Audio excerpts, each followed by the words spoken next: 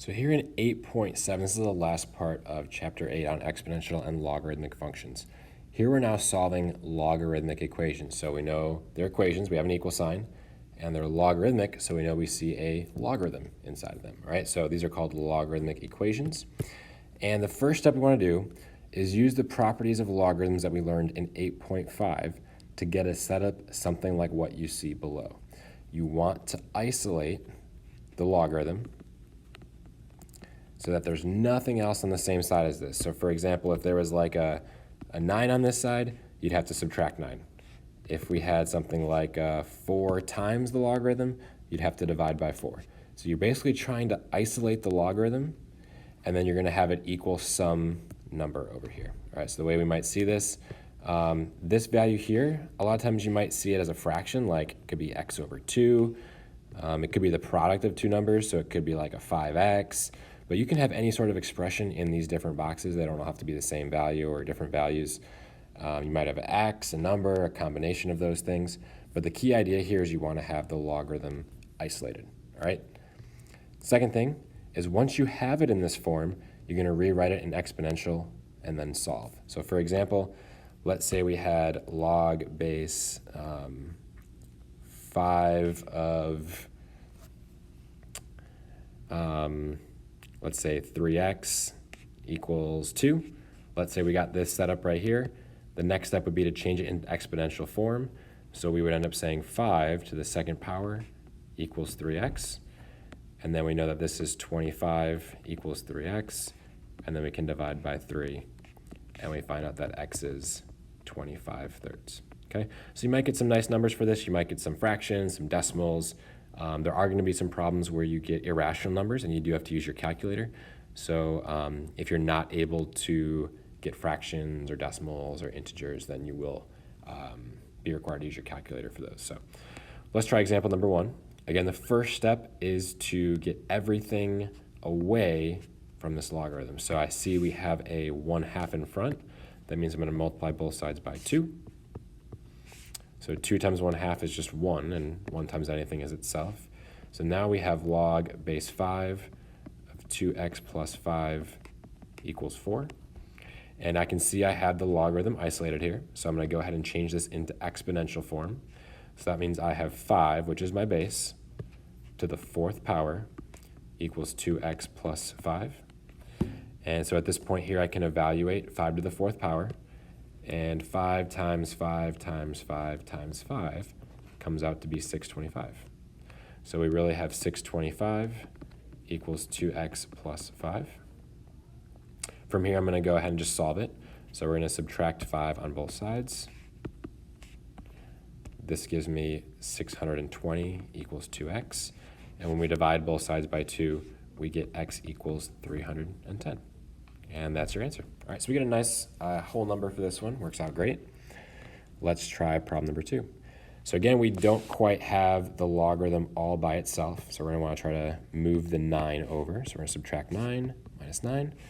And these will cancel on the left, giving me log base 3 of x squared equals 14. Now at this point here, we might think, oh yeah, we're done. We've got this isolated, but I can use the power property, all right? Remember the power property says that if I have the log of, let's say 5 to the 3rd power, this is the same thing as if I bring the 3 out in front and multiply it by the logarithm, okay? So in other words, I need to take this 2 and bring this out front, and this is really the same thing as 2 times log base 3 of x equals 14. All right, and now we see that, okay, I'm not quite done yet. I really can divide both sides by 2. So these cancel, and now I've got log base 3 of x equals 7. All right, last thing we have to do is turn this into exponential form. So I'm going to rewrite this as 3 to the 7th power equals x. And if you multiply 3 by itself 7 times, you should get 2,187. All right, and that'd be your answer. Example 3. In this one, we're trying to think, gotta try to figure out a way to combine these into a single logarithm. Luckily, we know from 8.5 that I can use the product property of logarithms, right?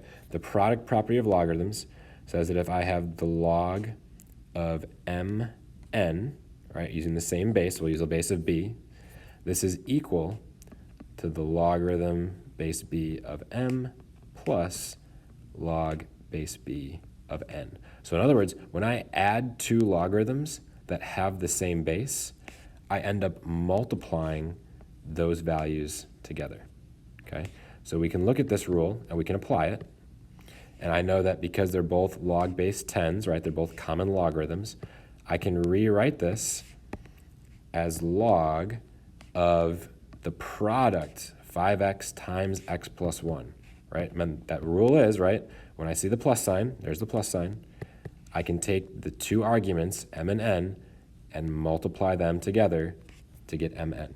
So that's exactly what I'm doing. I'm taking 5x times x minus 1 because we see the plus sign, and I'm multiplying them together. All right, so let's go ahead and do that. This is like 5x times x minus 1, and that's going to equal 2. I haven't done anything on the right side. I've just combined these into a single logarithm using my product rule. So at this point here, I can go ahead and distribute. We've got the log of 5x squared minus 5x equals 2. All right, that's all together. Notice you want to include the parentheses here and here. If I didn't, it might just look like I'm taking the log of this, and then this is applied after. So you want to make sure you use parentheses. You're taking the logarithm of all of that value right there. At this point here, we're going to go ahead and change this into exponential form because I do have the logarithm isolated. So this is really, we know, a base of 10 right here. In other words, I have 10 squared equals 5x squared minus 5x.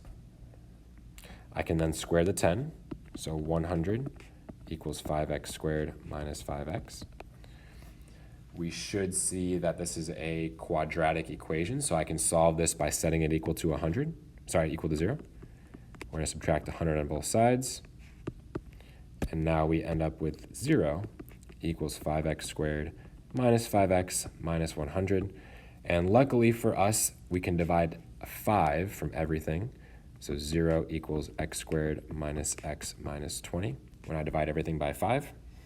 At this point, I'm looking for two numbers that multiply to be negative 20 and add up to be negative 1. We know that those two numbers are negative 5 and positive 4. And so this is how I would factor that. Last thing, we just have to find out the two answers. So we're going to go ahead and just make them positive, right? Positive 5, negative 4. Now, with these problems with logarithms, you do have to check for extraneous solutions. So we're going to go ahead and test these both out. Back in the original, we had 5 and negative 4. Let's test out a 5. So if I plug in a 5 for x right here and right here, this would be the log of 25 plus the log of 4 equals 2. All right, so I use my rule, right? The rule is when I add, I multiply these together. 5 times 4 is 100. So this is really saying that the log of 100 equals 2, and that is true, right? Remember, my base here is a 10, and we know that 10 squared equals 100. So that is correct. So we do know for a fact that 5 is going to work for us. When we plug in a 5, we get a true statement. So the answer is 5 does work. Let's test out the 4. All right, so I'm going to go ahead and I'm going to plug in a 4 for this x and a 4 for that x. So this would give us the log of 5 times 4 is 20 plus log of 4 minus 1 is 3 equals 2. So again, I'm going to, because I have a plus, I'm going to multiply these together. That gives me log of 60 equals 2. So if I change this to exponential form, we know the base here is a 10. It's a common logarithm. 10 squared equals 60. That is not true at all. So we know for a fact that the negative 4, I'm sorry, I plugged in a positive 4. Sorry, scratch that. My mistake. If we plug in a negative 4, it's a little bit more obvious, right? You can't have the logarithm of negative, so that makes it even easier, right? So sorry about that. We wasted all that time, but either way, it's not going to work out for the negative 4.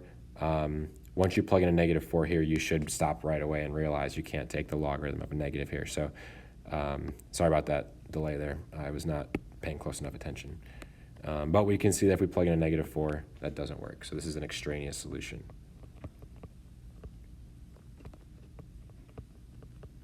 All right, but the 5 does in fact work. We'll put a green check mark next to that one.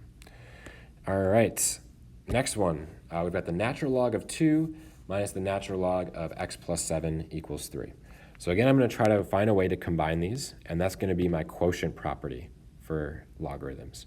And we said that if I have log base b of m over n, if I divide them, this is going to equal the logarithm of m minus the logarithm of n. Okay? Notice how my base stays the same throughout. That's the rule.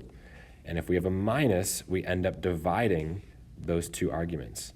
So in other words, I'm going to take the first argument and divide it by the second argument. Okay? So if we kind of look at what we're comparing here, we can see that 2 is like my m value, and we can see that the x plus 7 is like my n value here. So if we start rewriting this in this form here, this is going to be the natural log of 2 over x plus 7. All right, and that's going to equal the 3. All right, so and again, notice we take the first argument and divide it by the second argument. That's where we have the 2 divided by the x plus 7. All right, so that's where all that comes from. Again, all of this is because we had a minus. If we had a plus symbol, we'd be multiplying together just like we did in example 3. So just be careful of that. At this point here, I'm going to rewrite this. I want to rewrite this in exponential form because I have the natural log isolated. So my base is e, remember. We don't see it, but we know the base is e. So e to the third power is 2 over x plus 7. Now at this point here, I want to get x out of my denominator. So to get x out of the denominator, I'm going to go ahead and multiply both sides by x plus 7 times x plus 7. And so we know that x plus 7 on top and bottom will cancel, leaving me with x plus 7 times e to the third equals 2. Okay, remember e is just a number. It's about 2.7, right? So don't be scared. It's just a decimal. I now need to get x by itself, so I'm going to go ahead and divide both sides by e cubed. All right, e cubed over e cubed will cancel.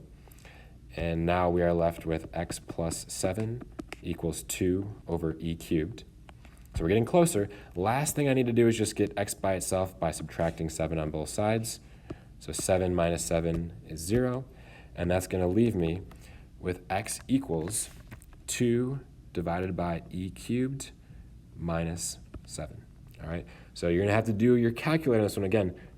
E is an irrational number, so you're going to need to use